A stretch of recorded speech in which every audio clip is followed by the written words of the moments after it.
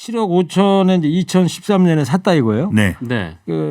그랬더니 당시 시세로 샀다. 그런데 요번에 이제 매각이 될 때 4억 2천만 원. 4억 2천 좀 싸게 팔린 거 아니에요? 보는 사람들 입장에서는 왜 이렇게 3억 가까운 돈, 3억 정도 되는 돈을 손해보면서 팔았을까 생각하는데 그게 아니라 살 때는 그 시세였고 팔 때도 그 시세였다는 거죠. 어쨌든 기부금에 손해가 발생을 했기 때문에 좀 안타깝게 생각한다 이렇게 얘기를 했습니다. 네. 그리고 또 다른 것은 이 한일 합의를 사전에 알고 있었던 거 아니냐. 2015년 12월에 네, 있었던. 맞습니다. 그럼에도 불구하고 이 할머님들에게 알리지 않았던 거 아니냐라는 부분에 대해서는 최일구의 허리케인 라디오.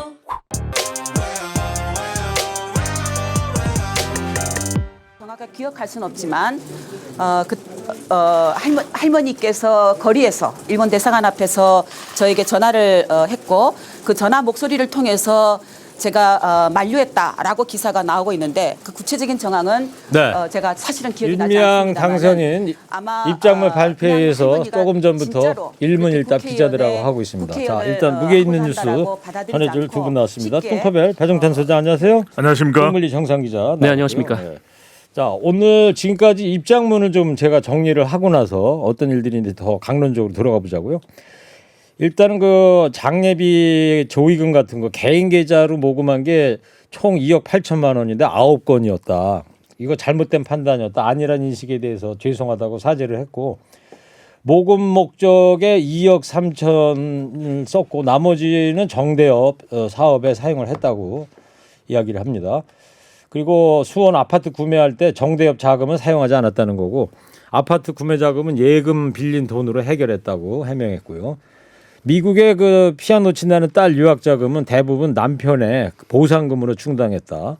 또 정의기억연대 활동의 특별 수입 강연 원고 같은 거 이걸 또 기부를 해와서 이거를 유학 자금으로 썼다는 겁니다. 과거에 이 할머니가 2000 언제였죠? 12년인가? 12년이요. 예, 출마를 본인이 뭐 만류했다 이런 정황은 언론 보도를 통해서 나왔지만 기억은 정확히 나지 않는다 이렇게 얘기를 했고 그다음에 위안부 피해자에 대해서 이 폄훼를 좀 멈춰달라. 예, 일부 우리 국내 극우 세력에 대한 경고 같고요.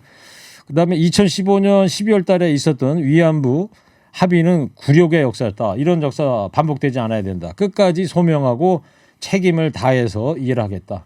자, 따라서 뭐 당선인으로서 21대 국회의원 자격을 유지해 나가겠다 이런 입장을 이제 간접적으로 표현을 했던 것 같고요.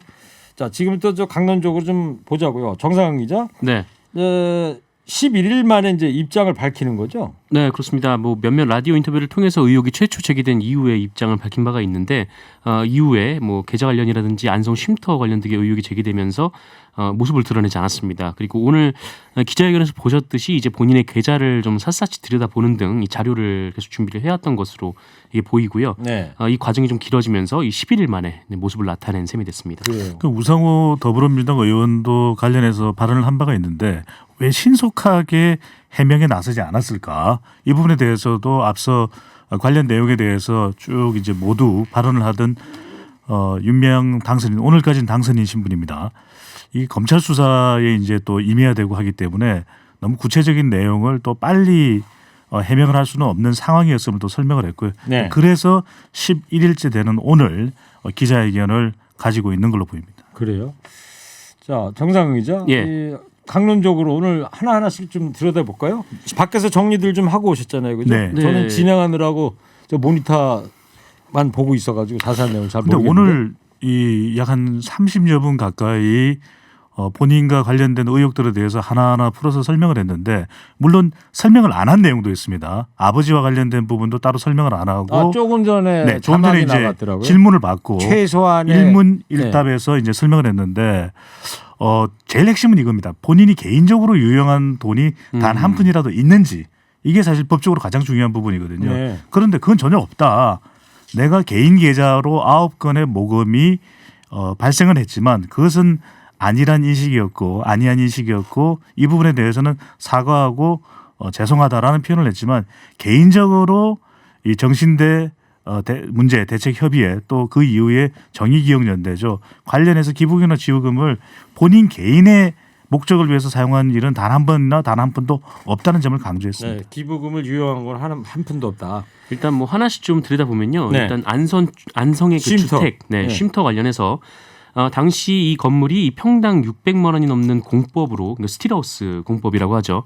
이 공법으로 지어져서 이 총 공사에 7억 3천만 원이 들었고 이 매물이 9억 원에 나왔는데 네. 이후에 그 이규민 그 당선인의 소개로 힐링센터를 소개받았고 이규민 당선인 이제 안성 이번에 네, 국회의원 맞습니다. 시민신문 대표였었죠. 그리고 이 힐링센터 관련해서 좋은 취지에 동의한다면서 이를 7억 5천만 원에 이 매도자가 이제 매매를 했다. 그러니까 매도자는 그 집을 지은 네네, 안성 그렇습니다. 현지에 건설하시는 분이고. 네, 그리고 이제 그 경기도 인근을 이 정의연 관계자가 힐링센터를 구축하려 이제 둘러보던 중에 이 소식을 들은 이규민 당선인이 그때 당시에는 이제 신문사 대표였죠.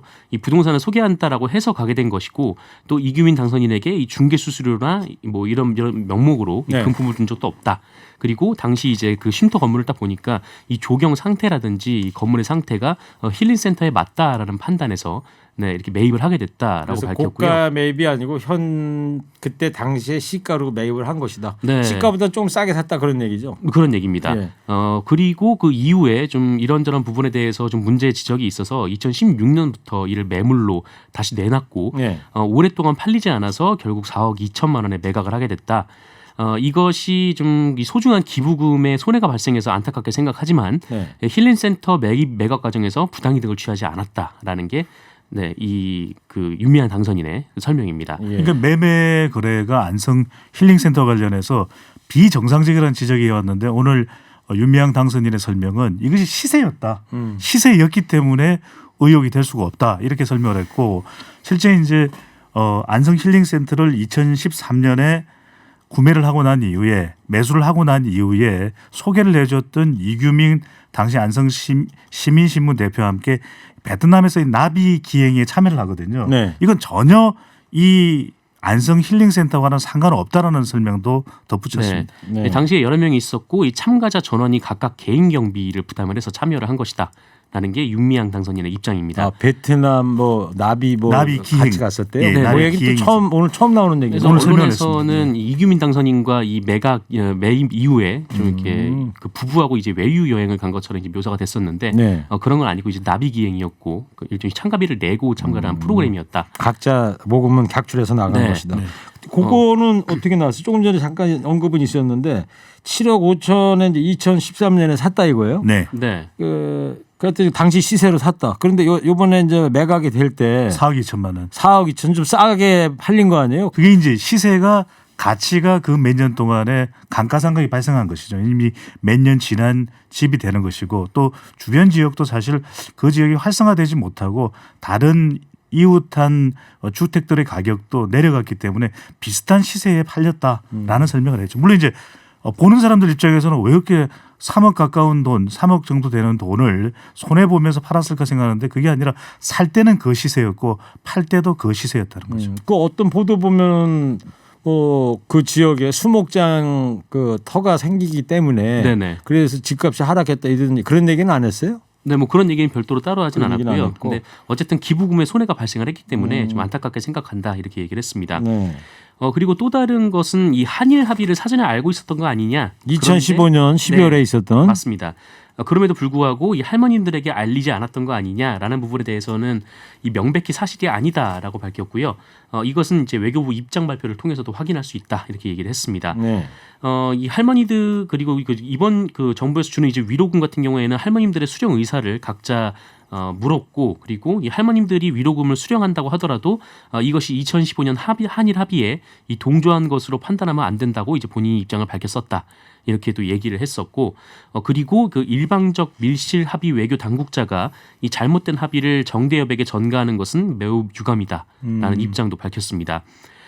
그리고 이 남편 관련된 의혹들도 몇 가지 제기가 된 게 있는데 네. 그러니까 신문사를 운영하고 있거든요. 이 남편이. 수원에서 네, 신문사 수원 한다고 그러죠? 시민신문을 운영을 하고 있는데 이 정의연을 통해서 부당이득을 취한 거 아니냐. 그러니까 소식지를 여기서 발간을 했다라는 예. 겁니다.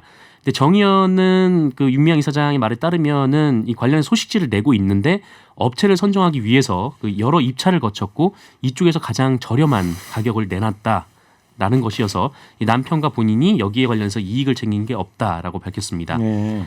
그리고 탈북 종업원들의 월북을 권유했다. 뭐 네, 이런 그런 보도가 얘기도 있었죠. 있었는데 당시 이 기론옥 할머니가 이 평양 출신이라고 해요. 그래서 이 평양에서 탈북한 그 지금 이제 그 기획 탈북 의혹이 있었던 이 류경식당 종업원들과 또 평양이 고향인 기론옥 할머님이 만남이 이제 주선이 되었고 여기서 이 평양에 대한 이야기가 좀 나누었지 뭐 관련돼서 뭐 월북을 권유했다느니 네. 이런 것은 사실이 아니다라고 얘기를 했습니다. 네.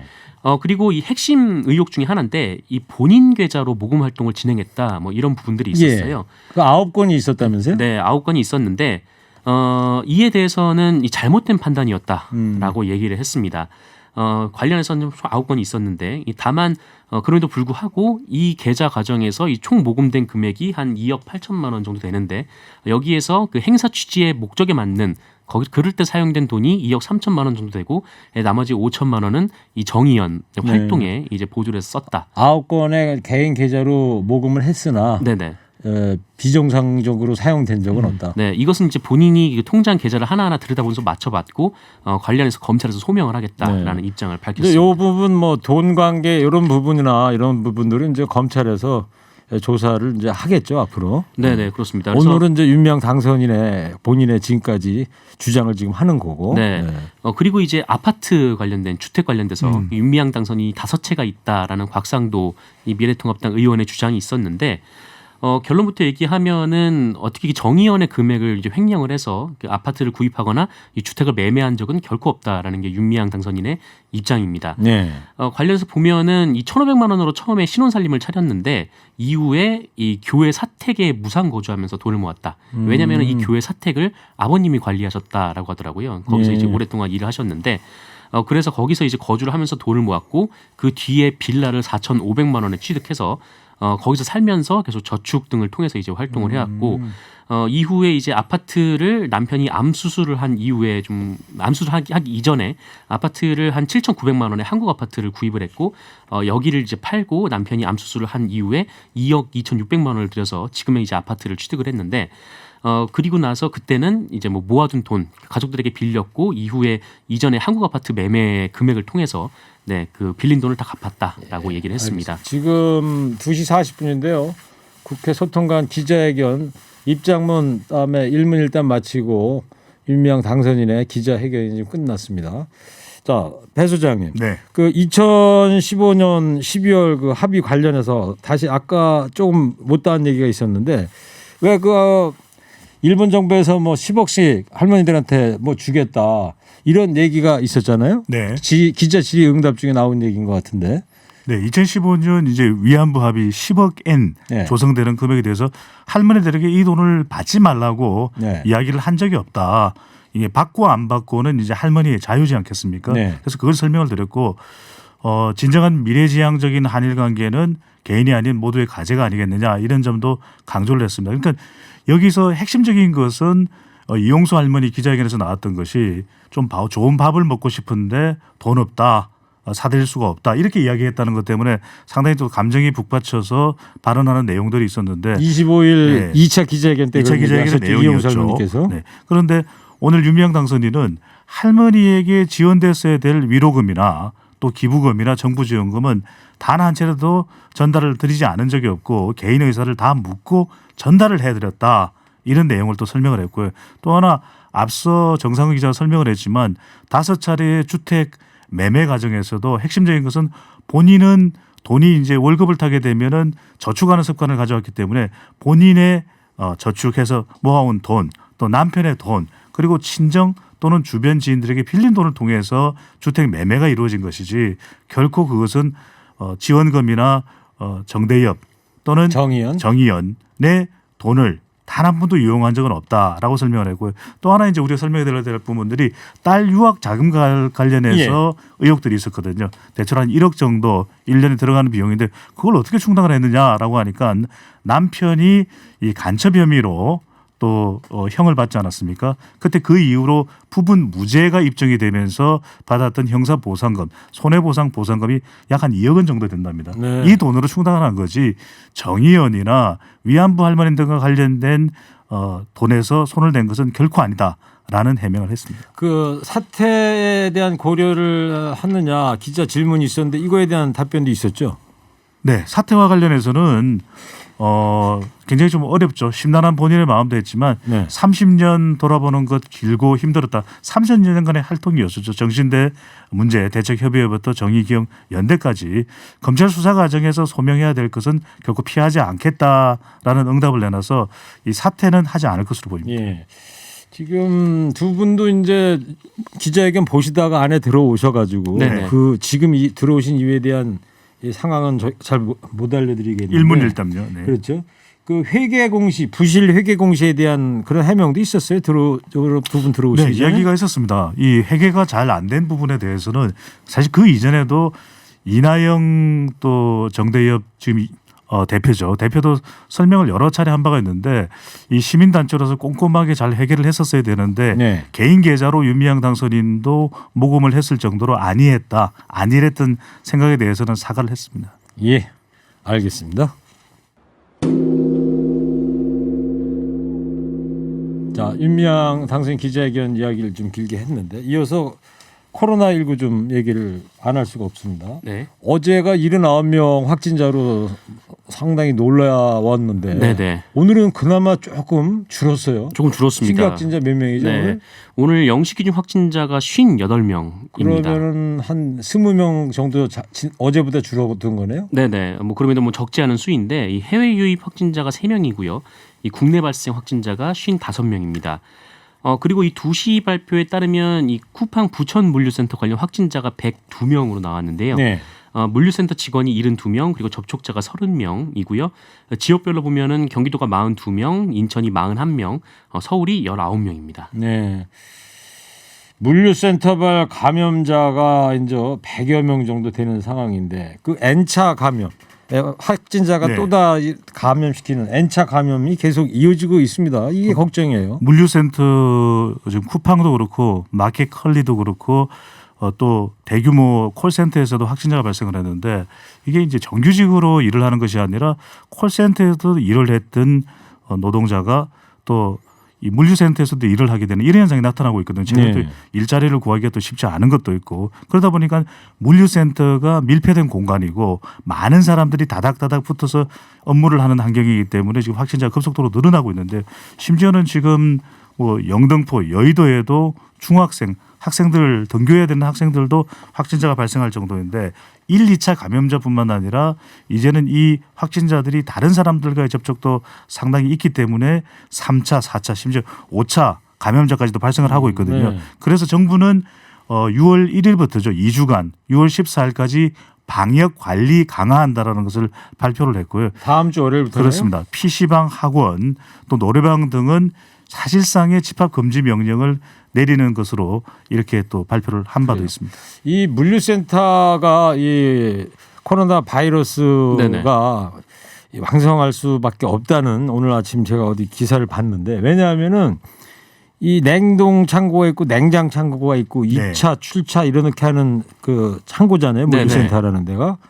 근데 물류 창고가 그렇다는 거예요. 온도를 1도만 올리잖아요. 오르잖아요. 되죠. 그러면 그게 수백만 원에서 수천만 원의 요금이 발생한다는 거예요. 네네. 그러다 보니까 그렇게 안 하려고 이 칸막이를 밀폐하게 딱딱 한다는 거죠. 근데 전문가들 얘기는 그렇게 밀폐된 상태에서는 코로나 바이러스 감염이 위험이 높다 이런 얘기가 있고 실제로 미국 아마존 있잖아요. 네네. 거기서는 한 명이 직원이 감염이 돼서 사망한 사례도 있다고 그러더라고요. 그래서 지금 그 여의도 증권가에서도 뭐 바짝 긴장하고 있다면서요? 네, 왜냐면은 그 여의도에서 확진자가 나왔기 때문입니다. 네. 그 인천에 거주하면서 그 여의도 학원에서 강사 일을 하는 20대 여성이 확진자가 됐는데 이 학원 강사로부터 그 전염이 된 그 학생들이 또 둘이 있어요. 그래서 네. 이것 때문에 지금 여의도에서는 학교들이 또 문을 닫은 상황이기도 하고 그리고 해당 학원이 있는 곳이 그 여의도 증권가 인근이어서 관련해서 그 여의도 내부에서도 굉장히 좀 방역에 비상이 걸린 상황입니다. 예, 일시적으로 문 닫는 학교도 늘어나고 있지 않습니까? 그럴 수밖에 없는 거죠. 그래서 학부모들은 지금 지역 감염 확진자 지난 이태원 클럽발 이후에 부천 물류센터, 쿠팡 그리고 마켓컬리 이렇게 늘어나면서 심지어는 여의도 정근가의 학원 건물에서도 중학생 확진자가 발생할 정도면 이게 동조하지 말아야 되는 거 아니냐 생각하는데 교육부는 또 미리 또 확보했던 일정들을 당장 다 취소하기도 그렇거든요. 지금 800여 곳 이상의 학교들이 영향을 받을 수밖에 없는 지역들이 발생을 한 거 아니겠습니까? 네. 부천도 그렇고 영등포, 여의도도 그렇고 그래서 하교시키거나 앞으로 이 등교를 좀 더 연기하는 지역도 더 많이 나올 걸로 보입니다. 네. 그리고 이제 쿠팡 그 확진자들 경우에 투잡, 쓰리잡을 네네. 뛴다. 정 기자도 아까 그런 얘기를 했는데 참 이 이야기 듣다 보면 우리 사회에 단면이 좀 드러나는 것 같기도 하고 그래요. 네. 그렇죠. 이걸 또 노동자들한테도 책임을 무조건 하고 돌릴 수가 없는 것이 예. 그만큼 근무 환경이 참 상당히 힘들 수밖에 없는 것이고 그래서 이 환경 투잡, 쓰리잡을 쿠팡 확진자들의 경우에도 할 수밖에 없는 이유가 먹고 살아야 되는 것이거든요. 그렇죠. 그래서 우리 사회의 단면을 보여준다고 해서 이런 현상을 플랫폼 노동이라고 그러죠. 네. 네네. 네. 그러니까 뭐 지금 뭐 예전처럼 뭐 이력서를 쓰고 그 회사에 들어가서 계속 종사를 하는 게 아니라 그냥 그 새롭게 이제 온라인이 확산이 되면서 여기에 이제 그 온라인 각종 플랫폼에서 그 자신의 이력서를 등록을 해놓고 이 불러주는 대로 와서 그냥 노동을 하는 이제 그런 노동자들이 이제 플랫폼 노동자. 이 밑줄 굉장히- 쳐야 됩니다. 나 플랫폼 네, 노동 네, 밑줄 쳐야 중요합니까? 밑줄 네. 10개, 그렇습니다. 개월은 몇 개요? 10개. 네, 그래서 이거를 지금 플랫폼 노동자라고 하는데 이런 분들이 굉장히 많은 거예요. 그러니까 쿠팡 물류센터에서 일을 하다가 또 콜센터에 가서 낮에는 또 일을 하시는 분들 그리고 또 여기 물류센터에서 일을 하다가 또 평일 오전에는 이 돌봄 노동자로 네. 네, 학교 이제 그 돌봄 노동자로 일하시는 분들 이런 분들이 많은데 결국 이제 뭐 이런 분들이 그 이런 분들을 통해서 이제 감염이 확산된다라고는 하지만 이 생계를 위해서는 이렇게 투잡, 쓰리잡을 뛸 수밖에 없는 그런 상황이 있었던 거죠. 오늘 조간 만평에도 지금 정 기자가 이야기한 그런 부분들이 만평으로 해석을 해놨더라고요. 그 부천 물류센터 같은 경우에 정규직은 98명밖에 없는데 네. 외주 120명, 일용직이 2,588명, 계약직이 984명이다. 네. 그래서 지난 일요일 날 24일 날 오전에 확진자가 있는데 방역 수칙대로 하자면은 오후 근무자들 나오지 못하게 했어야 되는데 그래야 됩니다. 이런 외주나 일용직이나 계약직 이런 분들을 그냥 나오게 했다는 거 아니에요? 그 중에서 또 N차 감염이 일어났던 것이고. 예. 그래서 이걸 이제 플랫폼 노동이라고 하고 그러다 보니까 이 감염될 수도 있는 환경에 노출될 수밖에 없는 것이 심지어 신선 냉장 시설이 있거든요. 여기는 이제 또 몸을 따뜻하게 하는 방호복을 입고 해야 되는데 이것도 1인 1방호복이 아닙니다. 네. 왜냐하면 여러 명이 와서 이 마치 이 알바처럼 일을 하기 때문에 방호복을 또 여러 사람들이 공유를 하는 겁니다. 이러다 마스크도 보면 쓰다 보면 막 찢어지고 막 그런다고 그렇죠. 그러더라고요. 네. 그러니까 우리가 이제 비대면 접촉이라고 해가지고 이 코로나19 이후에 온라인 쇼핑 산업이 크게 성장을 했는데 그렇지. 덕분에 또 우리가 K 방역의 성공에 일조를 했던 부분이고요. 네, 맞습니다. 그런데 우리의 비대면을 위해서 이 누군가가 이 노동력을 통해서 그 대면을 아주 밀접하게 접촉을 해야만 우리의 비대면이 이루어지는 좀 그런 역설적인 상황이 있었던 거예요. 그래요. 네. 지금 이 순간에도 거리에서 트럭 몰고 다니면서 배달 일 하시는 플랫폼 노동자들이 얼마나 많으십니까? 네네. 자, 용기 잃지 마시고요. 씩씩하게 이겨내야 될 것 같아요. 파이팅 하십시오. 한 유튜브 시청자가 정상근 기자한테 문자 보내서 샤프한 목소리, 그렇지 않은 몸집. 목소리는 샤프한데 네. 몸집은 무겁다. 하나라도 샤프하면 되죠. 목소리 자, 정말 좋아요. 아이, 정말 감사합니다. 좋아요. 국보급이야. 배 소장 목소리도 괜찮아요. 네, 너무 그럼요. 좀 삐지지 마시고. 네? 사탕 하나 주시면 사탕 줘야지. 아, 네. 오늘은 저 배 소장만 줄게요. 아, 네. 감사합니다. 네. 정상근 기자는 좀 살죠. 네. 자, 청취자 여러분 이제 방송만 잘 듣고 계셨으면 금세 맞힐 수 있는 무게 있는 퀴즈 드릴게요. 부천 물류센터발 감염자 대부분이 투잡, 쓰리잡을 뛰는 초단시간 노동자고요. 노동 환경이 불안정한 노동자라는 것이 알려지면서 우리 사회의 어두운 단면 보여주고 있습니다. 앱이나 SNS 같은 걸로 해서 디지털 플랫폼에서 노동이 거래되는 근로 형태인 이것이 뭘까요? 다 아시죠? 정답 보내십시오. 50원 유료 문자 샵 0951 TBS 앱에 열려있습니다. 두 분 상품 소개해 주세요. 네. 제가 오늘은 힌트를 좀 드려야 될 것 같아요. 네. 이 무슨 노동자입니까? 기차를 여기서 타죠. 플랫? 네. 네. 자, 지금까지 오늘 무게 있는 뉴스들 무거운 녀석들이 전해드렸습니다. 인사이트 K 배종찬 소장, 시사 전문 정상근 기자였습니다. 두 분 감사합니다. 고맙습니다. 고맙습니다. 무거운 녀석들. 일부 행기의 이야기를 더 듣고 싶다면